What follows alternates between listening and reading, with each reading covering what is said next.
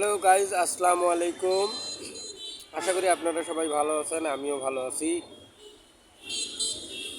আমাদের এই যে কাজ দেখেন, কারেন্টের কাজ করছি।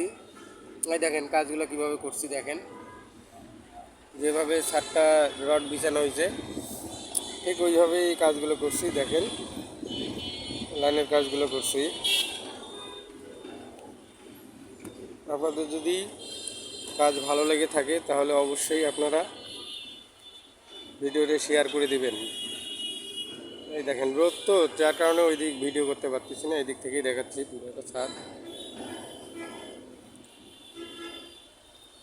এইভাবেই আমরা কাজ করেই থাকি, মানে যেভাবে ছাদের ইয়ে হয় ঠিক সেভাবেই কাজ করি।